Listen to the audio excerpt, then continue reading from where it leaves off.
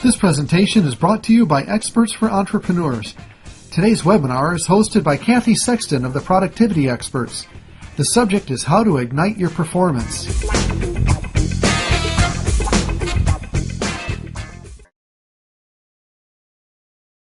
This is Kathy Sexton with Productivity Experts, and we're going to talk today about igniting your performance. So today, as we talk about your performance, I like to use the IGNITE acronym. The first is insight and mindset.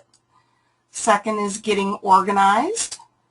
Then looking at your natural productivity style. We'll look at interruptions, taking action, changing something, and then evaluate. So the first thing that we want to do when we're looking at our productivity, when we want to increase our productivity in a much more effective way, we really need to first have some insight. We need to really look at what we're doing now and how we're doing that, looking at where we need some changes and where those changes might come from. So the first question I'd have is, what is the greatest productivity tool? Really interesting, the last time I did this, I asked this and somebody came up with that they thought it was the pencil. But really, the greatest productivity tool is our mind. Our mind is what is going to help us to be able to move forward. It helps us to make decisions. We make decisions consciously and subconsciously. But our mind is what allows us to make those conscious choices, those conscious decisions, so that we can move forward. And it also is about our mindset, the way we think. If we think that we can't be more productive, or we think that we're really bad at being organized, or we think that our time management is the best it can be, that's really your mindset, and it can be changed. You just have to start thinking differently and be open. And hopefully today you'll find some tips that will help you to maybe look at things a little bit differently, and some things that you can implement. Some of the things I talk about you might already know or might be doing very well. But for others, it might be something that will just trigger that little button that will help you go forward. So we have the control. You know, they say that we have control over our time, money, and energy, but I really think there are four things. We have control over our time, we have control over our energy and our money, but we also have control over our behavior, which is about our actions, our reactions, and our attitude.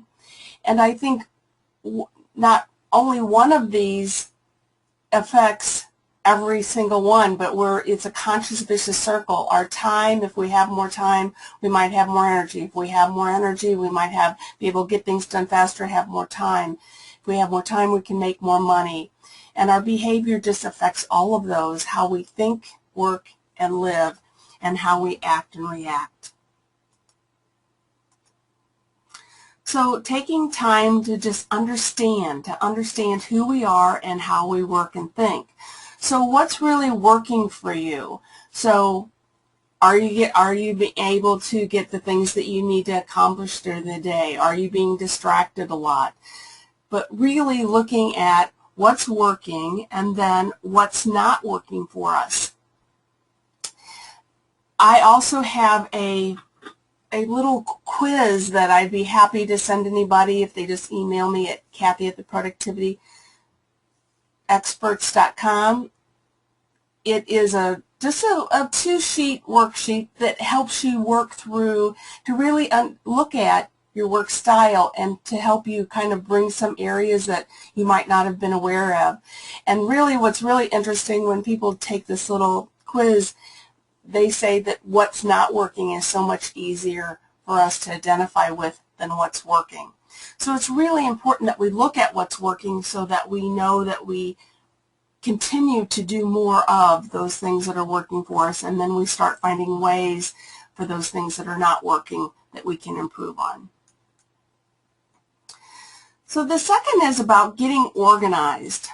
And you know, most people think about getting organized as physical, but it really is, I look at 5 different ways. Mental, it's about us getting organized mentally, which we just kind of talked about that a little bit, but really mentally looking at processes and systems mentally as long as physically.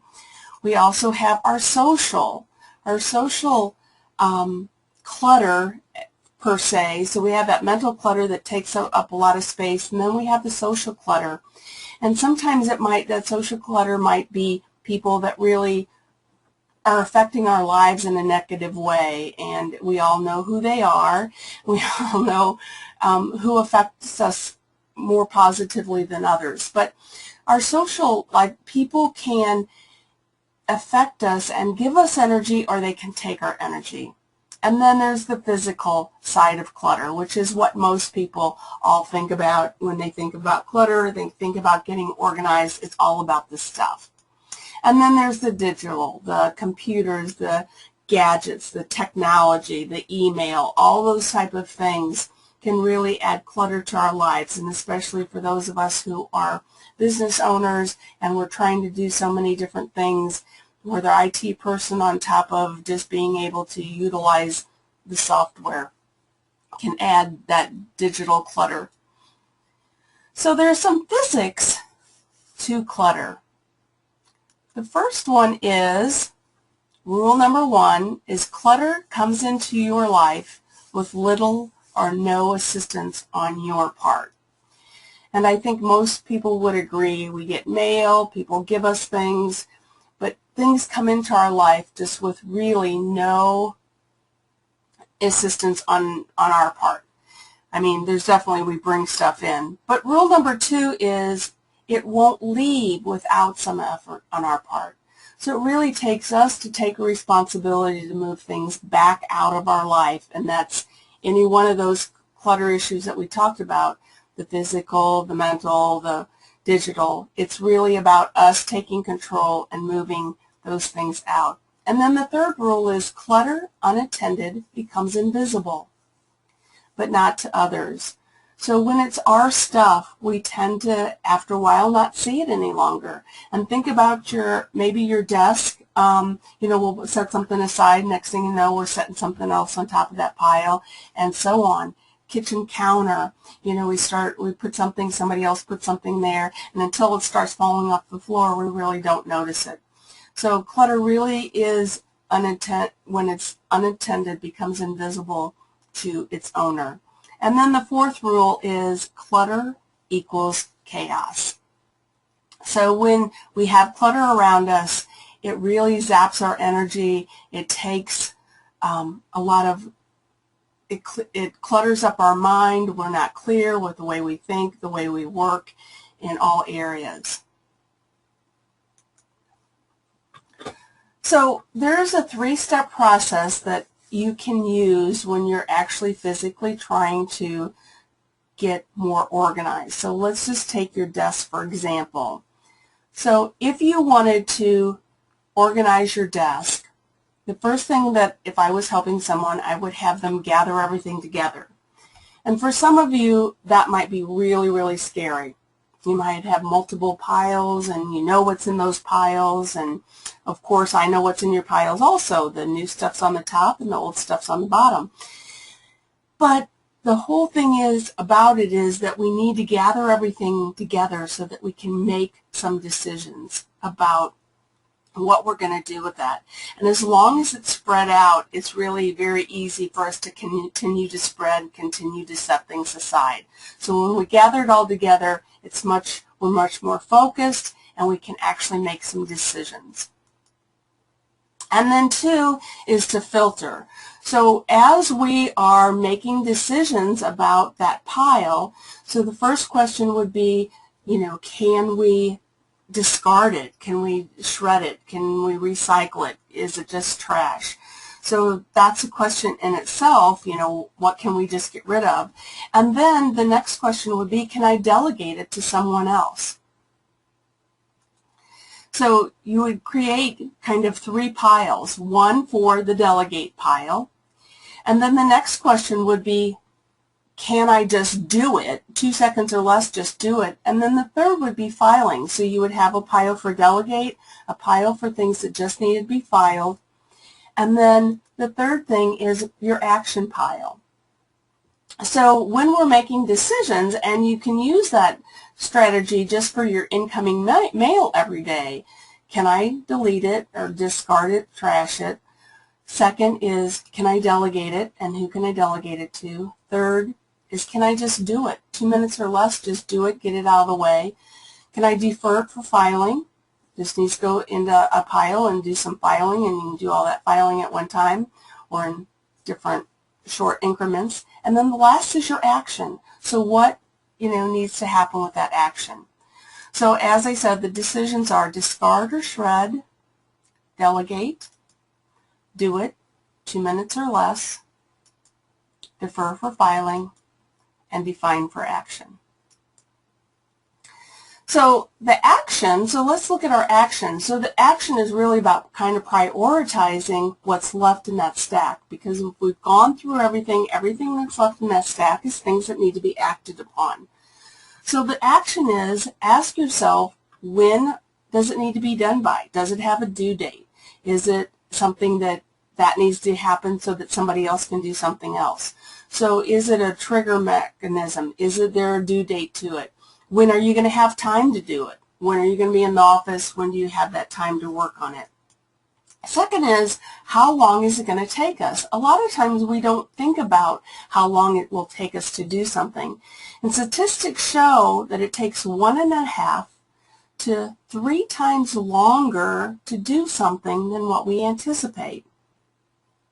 And if you just stop and think, how many times have you said, oh, that'll just take me 5 minutes, and 20, 30 minutes later, you're finally finishing it up? We really don't look at time as far as the way it really should be, conceptual as far as how long really things take us. We just anticipate, oh, that'll only take us a few minutes, when it really takes us a lot longer. So if we mark on our to-do list or on the item that needs some action on it, how long we anticipate that it'll take us to do that, it's much easier to plug it in time. So if you've got something that only takes 5 minutes to do or 15 minutes, maybe you have a half an hour before you're going to head out for a meeting and you really don't want to get started on a big project, you can pick some of those little things to work on and get them accomplished and out of the way. The next thing that I would ask you is, does it need to go on your calendar? And my kind of rule of thumb is, if it's going to take me longer than an hour to work on something, it needs to be on my calendar. Because we tend to not, want to do things that are going to take us a long time, a period of time, or we tend to move them out of the way so that we can get other things done. So if it really is going to take you a period of time, I really recommend that you schedule it as an appointment with yourself, and then don't stand yourself up. And then the last is, prioritize that action pile. So you know when it needs to be done, how long it's going to take you, and then does it need to go on the calendar, and then prioritize that action pile as to when you're going to do it.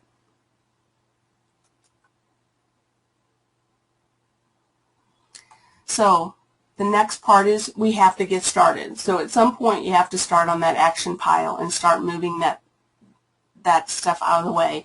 And you will see that when you start going through that pile on your desk, you're going to see that a lot of that stuff is filing. So I like to remind everybody that your desk is not a file cabinet. So the third step in the Ignite process is looking at your productivity style. It's really kind of your behavior style, how we act, how we react to things, how we work naturally. One of the questions is, kind of from the beginning when we talked about, is it working, but does it work for you? Someone might have you do something a certain way, but that kind of goes out of the realm of what would be natural for you. So you really want to look at the way you're working and make sure that you're working in the way that's natural to you. Prime example is, some of us are really big picture people. So we really need to see the picture of what that end product's going to be. And then we can maneuver our way to that end. Other people need to have all the details up front, and then they kind of make their roadmap, and then they can see the big picture. So for each of us, it's totally different, but we really need to understand, does it work for us? Does it work for our environment and those who work around us? And then, will it work long term? Anybody can do almost anything for a short period of time, but when we're doing something that goes against what we naturally do for a long period of time, it really doesn't last, or that's when it causes burnout. I had someone who worked for me for over 2 years, did an excellent job, and then all of a sudden her work performance started really having some issues. And I know that she did have some personal problems going on, but on the whole, when it came down to it, she really didn't like the job she was doing. You know, and right now people take jobs because they need a job, and oh yeah, I can do that, but it really isn't natural for them. So it's not that we can do it, or we don't have the knowledge how to do it. We can always learn how to do something, but if it's not natural for us, then it won't work long term. And then, what do you need to help you to move forward? And it kind of goes back to, are you that big picture person, or do you need all that detail? I'm a big picture person. I need to see the end result. So if you start off with all the details and start telling me all the little details, you'll kind of lose me, or I'll lose interest. But if you kind of tell me where we're headed, then I can picture that, and we can move forward. So just understanding who you're working with and understanding what they need, or if they need all that detail. You know, if I was having a conversation with someone or working with someone, we would make sure that, you know, I was taking care of, but then they were getting what they needed, so that they got all the detail that they needed to work forward. So our work habits, you know, we think about good habits and we think about our bad habits, but a lot of times we don't think about our work habits. You know, do we get enough sleep can really affect our work habits. 50% of Americans are sleep deprived. And most of them don't even know it. And when we're sleep deprived, we are tired, and when we're tired, we are less productive. Because we have so many responsibilities, so many obligations, that we tend to let our sleep go to the wayside so that we can accomplish what we need to accomplish. But it's really an important part of reduction of stress and being more productive in a less stressful way by making sure we get the sleep that we need. You know, looking at, you know, are we on time, or we have people waiting for us? You know, our work habits of, you know, being focused, being able to have all that clutter around us. But really looking at our work habits and how they are affecting us. So if you find that there is something that you need to change, there are 5 easy steps to change a habit. First is to write down your goal. And in the words of Gene Donahue, he said the difference between a dream and a goal is the written word. So it's really about writing down your goal and making sure that, for some people, that's all it takes is writing it down. But writing things down just really help formulate things in our mind. And they say that if we write things down 10% more times, we will be able to remember that just by writing it down. And then speaking it is another 10 times more effective. So think about writing down your goals, your items that you want to do. Think about, do you need to change your environment? A perfect example is earlier this year my husband was diagnosed with some heart issues, and you know, and he definitely he's been a smoker for, you know, 45 years, and he basically decided that he needed, with doctor's assistance, that he needed to quit smoking. But he basically, I mean, cold turkeyed it. And the thing that he did is, when he'd come home from work at night, he'd sit at the kitchen table, have a couple cigarettes, and, you know, kind of go through his day. But he would come home, and instead of getting into that environment, he would just start working outside for a while, just to kind of change his environment, get out of the routine that we're in. So when we're trying to change a habit, make sure you're changing your environment at the same time. So evaluating what will stop you. So have you tried to change this habit before? So sometimes we've tried, but we've kind of resorted backwards, which we'll talk about in a little bit, and that's kind of natural for us to. But evaluate what kind of gets in our way. Is it ourselves? Sometimes it's other people. You know, sometimes we haven't put in the things in place to keep us going forward. So evaluate what will stop you so that you can have plan B when that item comes up. And then taking really small steps. You know, it's not about changing a habit overnight, because that's not going to happen, but changing small steps. And when we want to change something in our life, don't try to change a whole lot of different things at one time. Take a small section and try that. So always try and break things down into small little steps. And then celebrating our successes along the way. And a success could be meaning that you resorted back to your old ways, and you'll kind of say, well, why would that be a success? But if you recognize, oh my gosh, look, I'm right back into my old habit, just recognizing that has moved you forward. So really celebrate that you're really trying, that you're trying to really move forward, and celebrate all the little times along the way. So when we're looking at habit change, they say that it takes 3 days, 72 hours, just to mentally let go of that habit. So we're just really mentally saying, okay, yes, I'm going to change this habit, and really takes 72 hours to kind of let that go, just the mental state of it.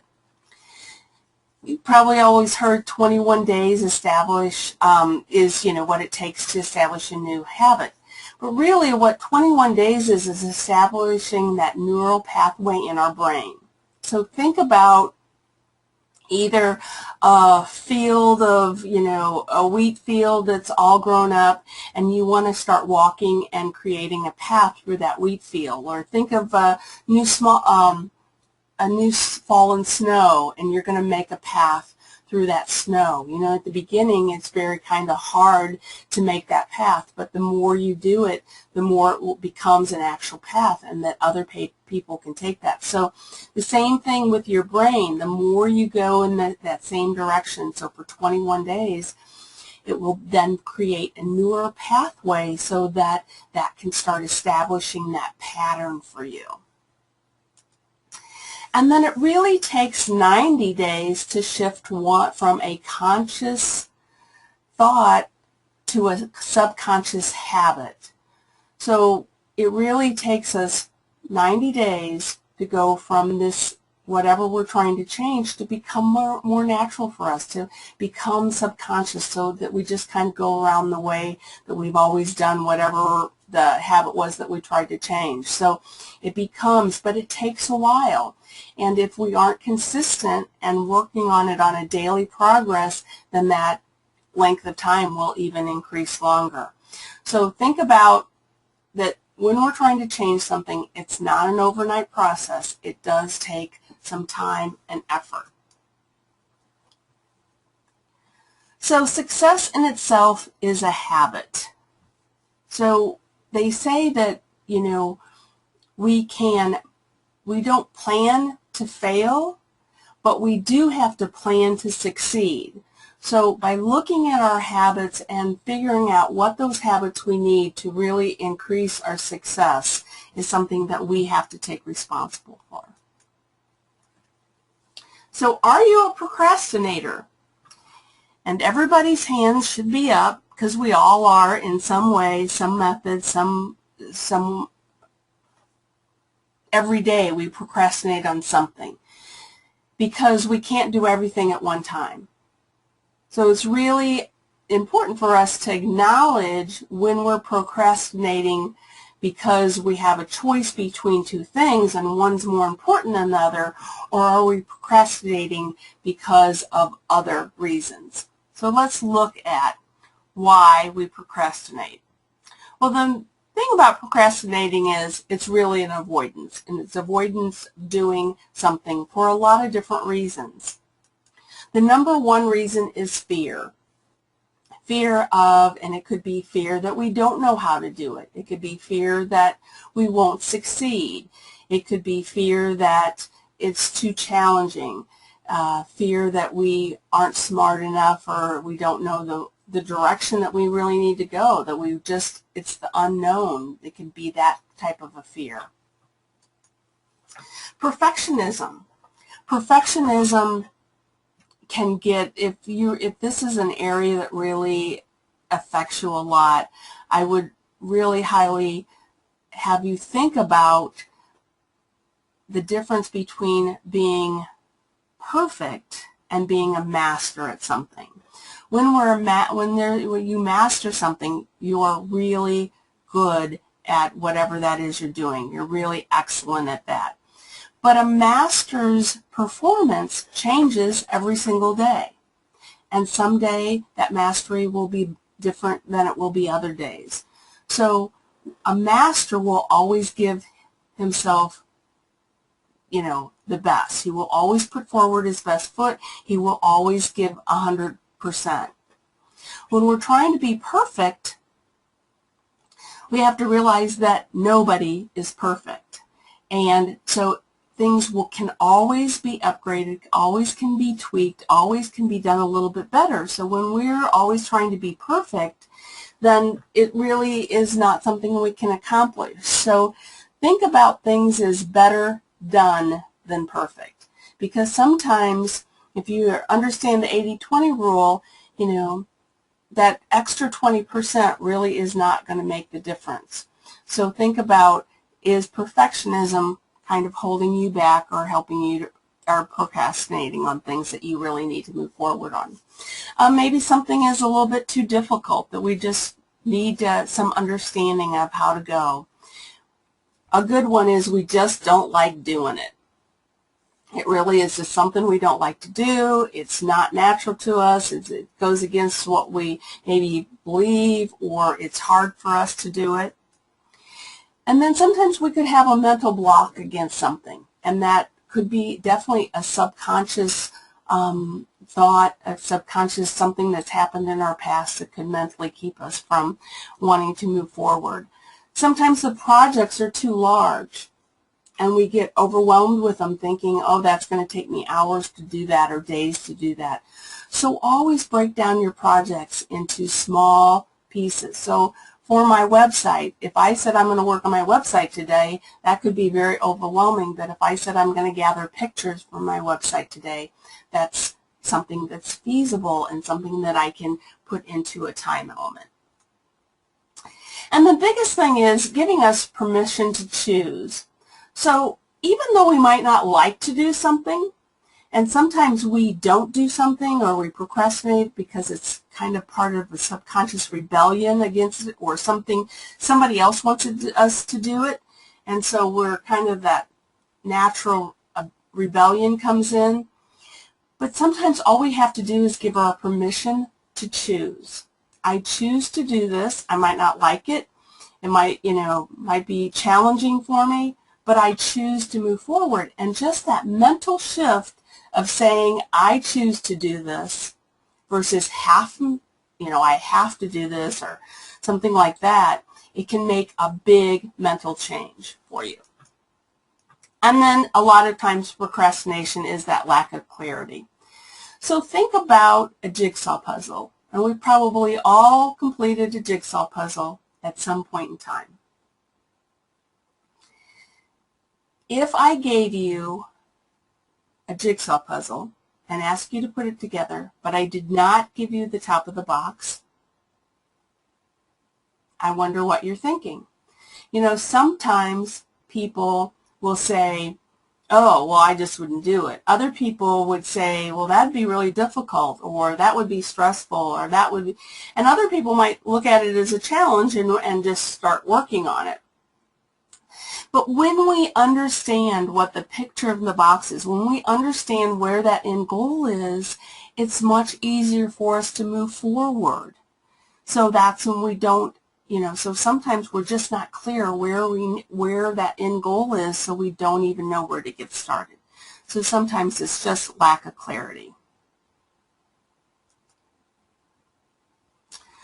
So the fourth in our IGNITE process is interruptions. And we have hundreds of interruptions constantly. They say that we have an average of 50 to 60 interruptions every single day. That means that's 1 every 7 minutes that we're being interrupted. It could be a phone, it could be the email, it could be verbal request, it could be even just our own thoughts and ideas. So we have paper that's coming into us that can interrupt us, our mail, and somebody hands us our mail and then we stop and start doing that when we're working on something else. It could be voicemail, our phone calls, it could be the email, it could be our verbal request, and then our own thoughts and ideas. And we have 60,000 thoughts that go through our head every single day. And some of those are the same thought, but we have 60,000 thoughts that go through our head every day. And when we look about the paper, the voicemails, the emails, the verbal requests, and then our own thoughts and ideas, we wonder why we kind of feel exhausted and feel like we can't get anything done. So we're going to talk today about just some ways that you can kind of maybe reduce some of the interruptions. So there are kind of 3 types of interruptions. One is a personal interruption, one is the wrong time interruption, and one is a good interruption. Personal interruption might be somebody just wants to chat, just kind of have some conversation. A wrong time interruption might be you need that information or you need whatever that interruption is, but right now it's not as important as what you're working on, so it might just be the wrong time. And then there are good interruptions, and those are things that really need our attention at that time and that take priority over whatever we're working on. So there's a fine line between being informed versus interrupted. And we really, especially when we're working with a staff and we're being interrupted a lot, we really have to, that fine line is really there, are we being informed or is it really an interruption? So knowing what is more important. So we talked already about having a clean desk, and I didn't really say this, but when you're looking at your desk, really the only things that should be on your desk are those things that give us energy. And there are a lot of times that we have clutter on our desk that really things that we don't use on a regular basis, and sometimes there's stuff on our desk that really kind of, when we look at it, give us negative vibes. So we want to make sure our desk is as clean as possible and that we're only working on one project at a time. Because when we get interrupted and we have 3 or 4 projects on our desk, it's so easy to get distracted and go to something else than the project we were really working on. So when we get interrupted and we're only working on one project, it's so much easier to come back to that project. Not only that is, if we have determined how important that project is, that we need to be working on that right now, when we get interrupted by somebody else's urgency, which tends to become our urgency, if we haven't determined what's important for us. But when we do, and we've got one thing on our desk, we can then make a conscious effort. Is that more important or is this more important? And we can make that conscious decision of yes, whatever the interruption is, or no, that can wait till later and let me finish what I'm working on. But when we haven't determined what really is important for us, it's more than likely the interruption's always going to win. And leaving room in our schedule, we tend to really overbook ourselves. So it's really important that you leave room and have flexibility in your schedule because things are going to happen.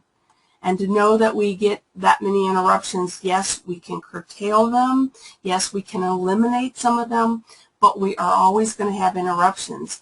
And some of the interruptions might be clients or things that need to happen. So we're going to have those interruptions. But if we don't have the flexibility and we overbook ourselves totally, then we don't have that room. And that's where the stress level comes up and the frustration comes up. So kind of the key there is not to book yourself more than 75 to 80% of your day. So shifting of priorities, as I said, is it important? Is it urgent? And somebody's urgency will always become our urgency if we haven't determined what's important.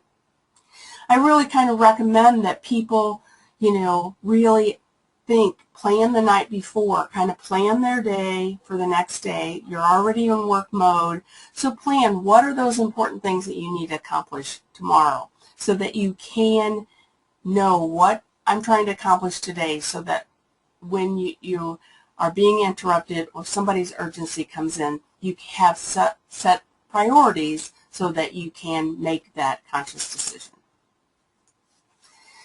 Step number 5 is to take action, and it could be time management, task management, project management.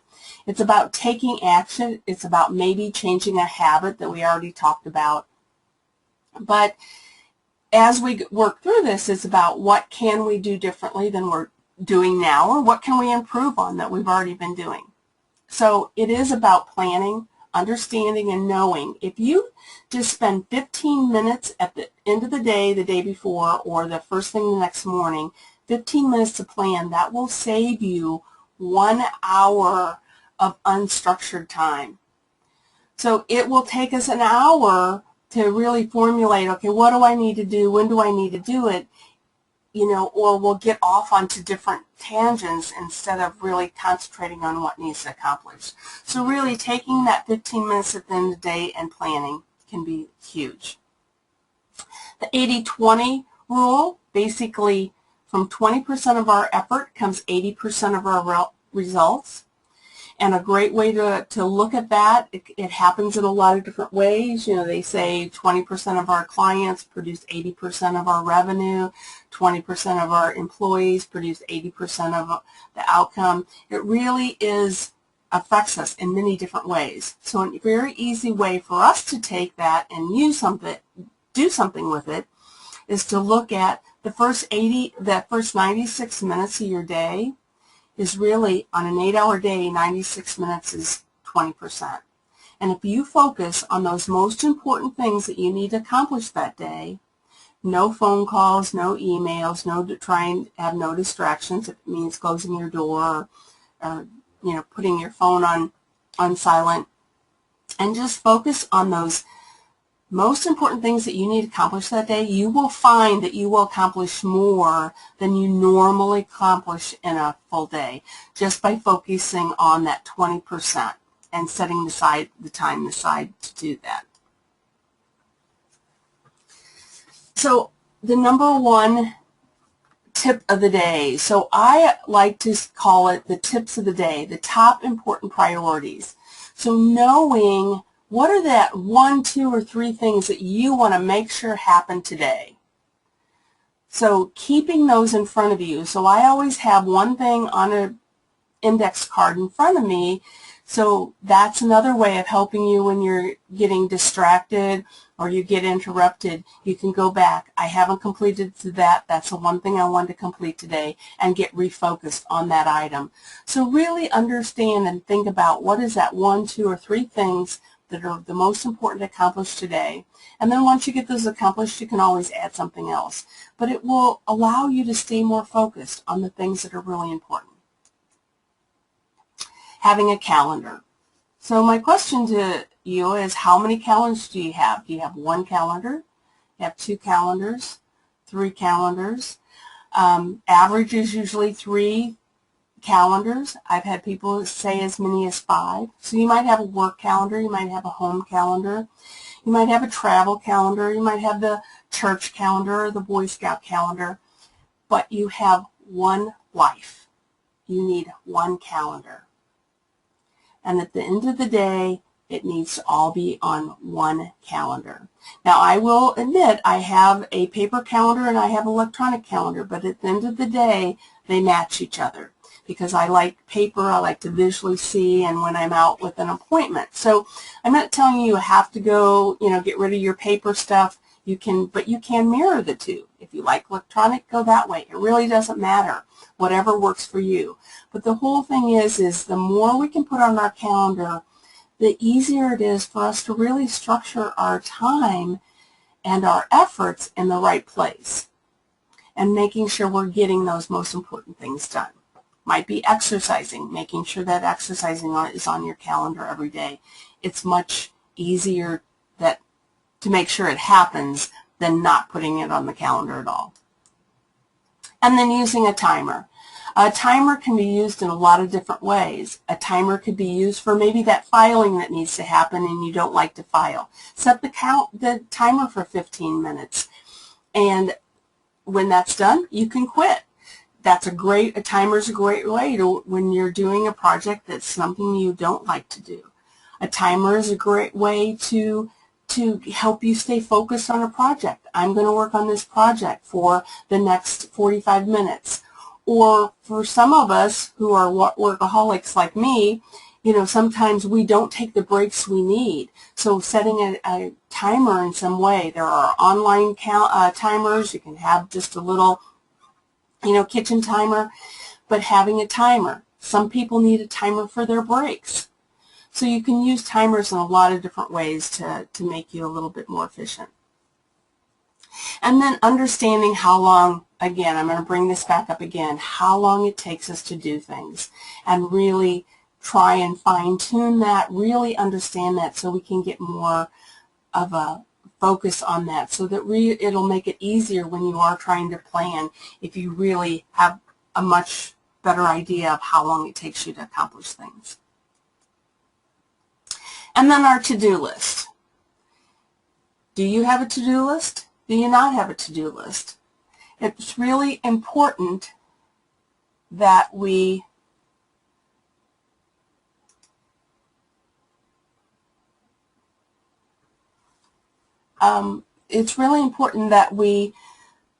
make sure that we get everything out of our head and onto a piece of paper, and then that to-do list is prioritized.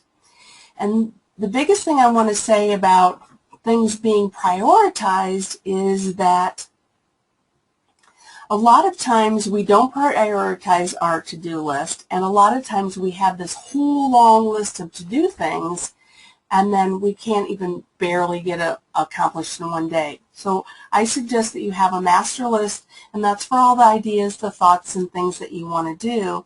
And then you also then have a to-do list for just today, which might have just 5, 10 things at the max on it, so that you really can prioritize that to-do list. There was a question, what about scheduling downtime for more productivity? Great.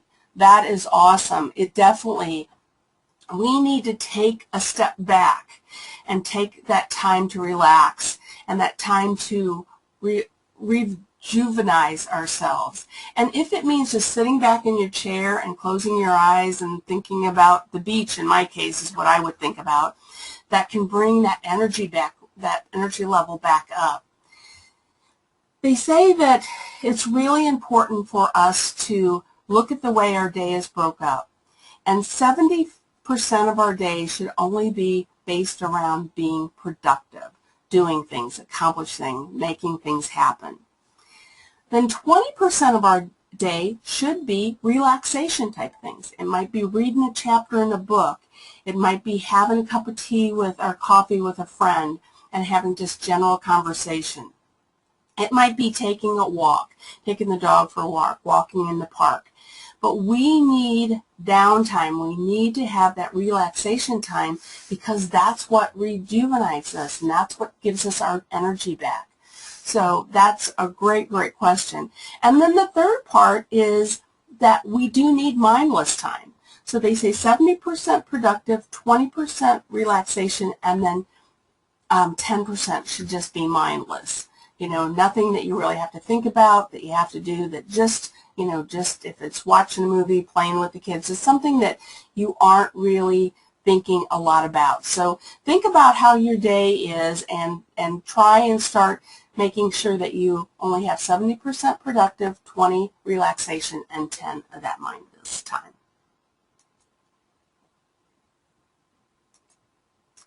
So time blocking your calendar.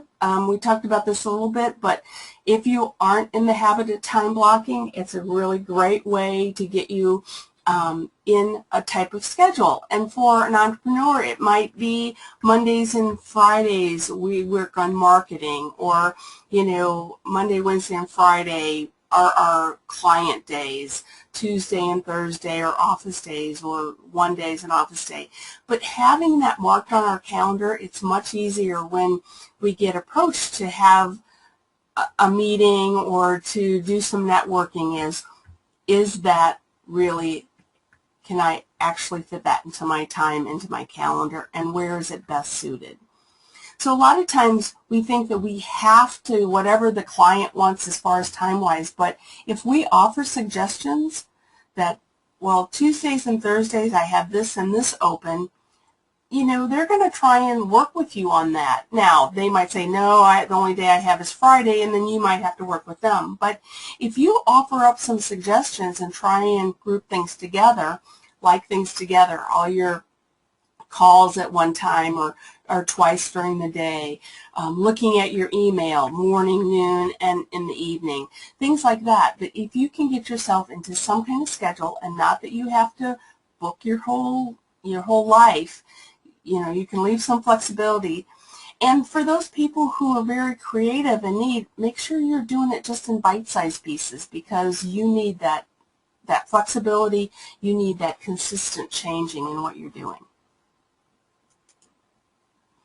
So your to-do list, get it out of your head onto a piece of paper. That's the only way that you can free up your mind, be able to take in and be more creative. Your calendar or your to-do list can be paper or electronic, and it really doesn't matter. Make sure that you're prioritizing it and the length of time that's needed to happen, and then the due date. And then what's the next action? A lot of times we think about end results. We don't think about next action. So make sure when you're writing your to-do list, what is the next action that needs to happen? Kind of back to that website. Instead of working on my website, which is an end result, I just need to gather the pictures for that website. So number 5, taking action, again, is, what about, we have a to-do list, but what about that not to-do list? Those things that we get caught up in doing that we really probably should not be spending our time or our efforts in, because if we really look at what our time is worth, especially as a business owner, it's really important that you not do those things where you could be spending your time and efforts growing your business, working with clients, doing those things where your strengths are, and then taking those things off your list that you can outsource or have someone else do. Are you working in your prime time? Prime time, that energy, when you have the most energy, you want to make sure that that's when you're working on those really mental thoughts, when you're working when people, some people are morning people, some people need the morning to just kind of get themselves going, and maybe it might be afternoon when you're prime time, more energy time. Attempting too much, again, do we have too much on our plate? Are we scheduling out too much? Are we expecting too much to get accomplished in one day? And then multitasking. It's really hard for us to multitask, even though we do it, we all do it to some degree, but it really is important to realize that multitasking is not helpful, and that we really can't do it when it includes mental thought change. So if ever, we'll do a really quick exercise here. Everybody put their feet, both feet on the floor, and then I want you to pick up your right foot and make clockwise circles with your right foot. So has everybody got that going? We're making clockwise circles with our right foot. Then take your right index finger and also make clockwise circles. Got both of those going. Now I want you to keep your foot going clockwise and reverse your finger. Now, come on, do it. Keep your foot going clockwise, reverse your finger. Now, once in a while, when I do this with a group, there might be somebody who can do that, but very rarely. It really is about stopping and starting. One mental task to the next. So when we are multitasking, we can only do that when it doesn't really involve brain power. takes 30 to 40% of our brain power to switch from one mental task to another. So when that little pop-up comes up from your email and says, oh, you've got email, it really basically, that's an interruption. And so even though we haven't gone and looked at the email, we've been interrupted. So if that's something that happens for you, make sure you turn that off. So email, how many do you handle every day? So handling email, you want to practice those 5 decisions we talked about before. The same as, you know, can I just delete it? Can I delegate it? Does it just need to be filed, or do I do it? Keep your emails, keep them to the point, plain and simple. People don't have time to read emails. They just scan them. So make sure you're really keeping to the point. If you have a lot of different things to discuss, more emails are better than the other. Schedule email time to work on your email so that when you are looking at email, you're dealing with it. A lot of times we look at it 3 or 4 or 5 times before we ever go and do anything with it. So schedule time to actually work on your email and deal with it. Send clear, short messages. Think about the receiver and not the sender. What do you want that receiver to do? Are you just giving them information? Do you need them to make an action? And if it's an action, you want to make sure you put the action right up front. This is what I need you to do. Then you can put the details below that. Other ways to take some action is through delegation, project management, your meetings, looking at how you're incorporating your meetings into your work time. Your social media, is that planned, or do you just do that on you know, whenever you feel like you need a change? But it really is about setting some times and working on that. So the number 6 part of the Ignite process is the what process. So what can I do more of? So what's working and what can I do more of so that it's working and going forward? What can I improve? So what might be working but just needs to be tweaked a little bit? What can I stop doing? And then what can I start doing? And you can use this process for anything that you're working on. So when you're trying to evaluate anything, these are the great 4 things to ask yourself. What am I doing that I can do more of? What can be improved? What can we stop doing? And what can we start doing? So where does our time go?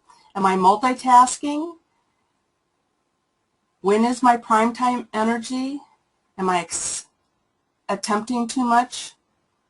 What is my 80-20 time? And then what is my tip of the day? What's those top important priorities? And I am going to unmute, and I know we're almost out of time, but I want to unmute everybody and see if there's any questions that we haven't asked yet. Kathy, what kind of tool do you generally recommend to maintain electronic calendars? I personally use Outlook. I know I haven't really got into the Gmail calendar, but I know a lot of people like that one because it works with, sometimes coordinates with Outlook, but I personally like Outlook. Well, I hope I've given you some food for thought to look at the way you're working, and hopefully that you've learned something that you can go put into place and ignite your performance.